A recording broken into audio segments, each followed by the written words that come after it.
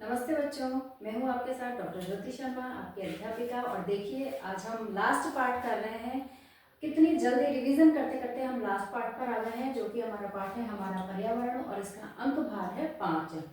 बच्चों, इसमें से बहुत सिंपल वाले क्वेश्चन पूछे जाते हैं, जो कि आप कक्षा 6-7 से पढ़ते आ रहे हैं। इसलिए शॉर्ट में मैंने इन क्वेश्चन को ले लिया है, जो जो भी आपके बोर्ड एग्जाम्स में पूछे गए हैं। फर्स्ट क्वेश्चन है, उत्पादक, उपभोक्ता व अपमार्जकों को परिभाषित कीजिए। अपमार्जक पे वो लगाना भूल गई हूँ मैं, आधार। उत्पादक जो अपना भोजन स्वयं बनाते हैं वो उत्पादक कहलाते हैं। सभी पौधे इसके अंदर आ जाते हैं, नीलहरी शैवाल इसके अंदर आ जाते हैं बच्चों।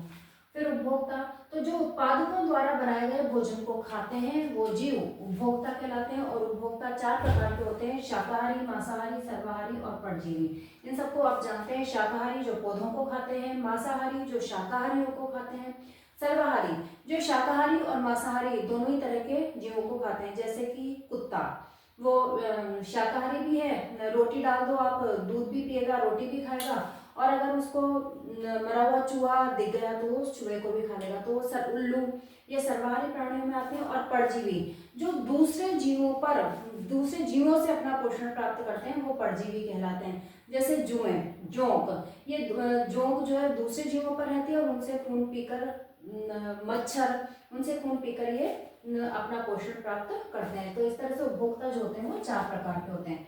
अपमार्जक तो मृत पदार्थों को खाकर जटिल कार्बनिक यौगिकों को सरल कार्बनिक यौगिकों में बदलकर पुनः पर्यावरण को लौटा देते हैं। ऐसे जो जीव होते हैं वो अपमार्जक कहलाते हैं। और बैक्टीरिया और वायरसेस जो होते हैं वो अधिकतर अपमार्जकों की श्रेणी में आते हैं।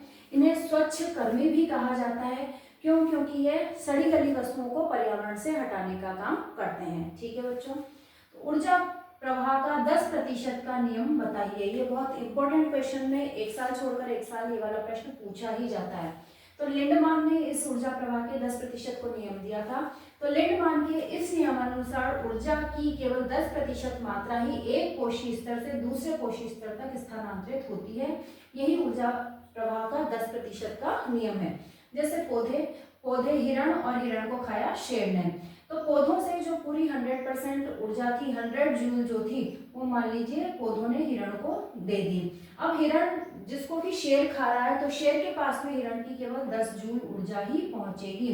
बाकी की 90 जूल ऊर्जा जो है वो अपने इसके उपापचय क्रियाओं में समाप्त हो जाती है। तो 10% जो ऊर्जा होती है वही अगले स्तर तक पहुंच पाती है।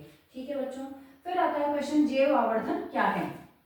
तो फर्स्ट में कीटनाशी और रसायनों का जो प्रयोग किया जाता है, तो ये जो कीटनाशी और रसायन है वो लगातार अनाजों में और जो भी सब्जियां हैं उनमें संग्रहित होते जाते हैं। उन सब्जियों को, अनाजों को जो भी जीव खाते हैं वो उनमें लगातार बढ़ते जाते हैं। तो जो उनका लगातार बढ़ना है, हानिकारक पदार्थों का, हानिकारक रसायनों का जीवों में लगातार जो बढ़ना है वो जैव आवर्धन कहलाता है। ठीक है बच्चों, फिर है पारितंत्र किसे कहते हैं। तो जैव तथा अजैव घटकों से मिलकर बनी एक स्वव्यवस्थित इकाई है जो एक दूसरे पर निर्भर करता है। इसके जो घटक हैं वो है जैव घटक और अजैव घटक। जैव घटकों में सभी प्राणी, पेड़ पौधे आ जाते हैं। और अजैव घटकों में वायु, पानी, वर्षा, तापमान, मिट्टी, ये जो सारी चीजें हैं वो अजैव घटकों में आ जाती हैं। यानी जैव घटक और अजैव घटक दोनों ही एक दूसरे पर निर्भर रहते हुए अपनी एक स्वव्यवस्थित इकाई बनाते हैं। इसे ही पारितंत्र कहा जाता है। इसे पारिस्थितिकी तंत्र भी कहा जाता है। पारितंत्र तो कहते ही हैं, कई बार शब्द ये पारिस्थितिकी तंत्र के रूप में भी आ जाता है, उसमें भी हमें यही आंसर लिखना है। और सबसे बड़ा जो पारितंत्र होता है वो जैवमंडल होता है बच्चों। ठीक है, फिर जैव निम्नीकरणीय व अजैव निम्नीकरणीय पदार्थ किसे कहते हैं। तो जैव निम्नीकरणीय वे पदार्थ जो जैव प्रक्रम द्वारा अपघटित हो जाते हैं। जैसे कि आपकी रसोई में से जो कचरा निकलता है वो जैव प्रक्रम द्वारा अपघटित हो जाता है। फलों के छिलके, सब्जियों के छिलके, ही अपने आप अगर आप कहीं मिट्टी में डाल दो तो 2, 5, 10 दिन बाद आपको वो दिखेंगे नहीं बिल्कुल भी। तो जैव निम्नीकरणीय पदार्थ हो गए। और अजैव निम्नीकरणीय वे पदार्थ जो जैव प्रक्रम द्वारा अपघटित नहीं होते, जैसे कि कांच है, प्लास्टिक है, पॉलिथीन है, धातुओं के डब्बे हैं। ये आप 2, 5, 10 दिन क्या सालों भी डाले रहो तब भी इनका जैव निम्नीकरण नहीं होता है। ठीक है बच्चों, फिर है ओजोन परत जीवमंडल के लिए क्यों आवश्यक है और ये किस प्रकार अपक्षयित हो रही है। तो ओजोन परत, इसका आंसर मैंने नहीं लिखा है क्योंकि इन सारे क्वेश्चंस को हम पहले कक्षाओं में कर चुके हैं और बहुत सीधे हैं, तो मैं बोल रही हूँ, आप सुनिए। ओजोन परत जो होती है वो सूर्य से आने वाली पराबैंगनी किरणों को अवशोषित करके पृथ्वी पर नहीं आने देती, एक छाते की तरह से कार्य करती है। तो इसलिए हम जो है वो बचे रहते हैं पराबैंगनी किरणों से। और अगर ये नहीं होगी तो पराबैंगनी किरणें जो है वो पृथ्वी पर आ जाएंगी और त्वचा से संबंधित और कैंसर और कई सारी बीमारियों का कारण वो बनेंगी। ठीक है, और ये किस प्रकार अपक्षयित हो रही है? तो बच्चों क्या होता है कि जितने भी शीतल करने से संबंधित जो भी उद्योग लगे हुए हैं हमारे, एसी, फ्रिज, बड़े बड़े शीतलक सब्जियों को रखने के लिए जो यूज किए जाते हैं, तो उन सब में क्लोरोफ्लोरोकार्बन का उपयोग होता है। कई बार क्वेश्चन ये भी आ जाता है कि कौन सी गैस जो है वो ओजोन परत को नुकसान पहुंचा रही है, तो क्लोरोफ्लोरोकार्बन। तो क्लोरोफ्लोरोकार्बन जो है वो ओजोन परत में जाकर के, ओजोन परत तक पहुंच करके और उसके ओजोन के जो अणु हैं उनको तोड़ देती है। तो वो ओजोन का जो अणु सूत्र है वो टूट जाता है, ऑक्सीजन और ओमें टूट जाता है। तो इस वजह से ओजोन में ओजोन ही नहीं रहती, तो फिर वो पराबैंगनी किरणों को रोकने की क्षमता उनकी खो देती है। इस तरह से वो अपक्षयित हो रही है, उसमें धीरे धीरे छेद बढ़ता जा रहा है। ठीक है बच्चों, फिर है आहार श्रृंखला या खाद्य श्रृंखला भी इसको बोलते हैं, और खाद्य जाल किसे कहते हैं?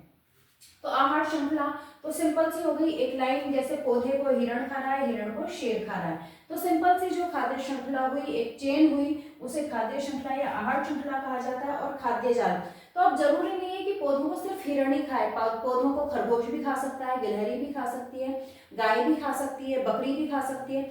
अब फिर उस बकरी को, खरगोश को, गाय को, गिलहरी को आगे बिल्ली, भालू, शेर, कोई भी, लोमड़ी, कोई भी खा सकते हैं। तो आहार श्रृंखलाओं का एक जाल सा पर्यावरण में बनता जाता है, उस जाल को ही खाद्य जाल या आहार जाल भी कहा जाता है। ठीक है बच्चों, नेक्स्ट क्वेश्चन है, वन की आहार श्रृंखला है घास, हिरण और शेर। इसमें यदि सभी शेर मर जाएं तो क्या होगा? किसी भी स्तर पर यह क्वेश्चन पूछा जा सकता है। तो भाई अगर सभी शेर मर जाएंगे तो जो हिरण है उनकी मात्रा, या शेर जिन भी जीवों को खा रहा है उनकी मात्रा बहुत ज्यादा पृथ्वी पर बढ़ जाएगी। और उनके बढ़ने से, जैसे हिरण की मात्रा यहाँ पर बढ़ जाएगी और वो हिरण पूरी की पूरी घास को खत्म कर देंगे, घास खत्म हो जाएगी तो वो सारे के सारे अन्य पेड़ पौधों को भी समाप्त कर देंगे। एक तरह से कह सकते हैं कि अंत में पृथ्वी के जो सारे जीव हैं वो ही समाप्त हो जाएंगे। तो इस प्रकार से किसी भी आहार श्रृंखला में सभी जीवों का संतुलित रहना, एक दूसरे को खाना जो है वो बहुत आवश्यक होता है बच्चों।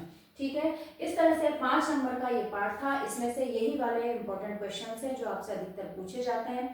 बहुत सिंपल क्वेश्चन है, आप इन्हें आराम से करिए और आंसर दीजिए और 5 में से 5 नंबर लाइए बच्चों।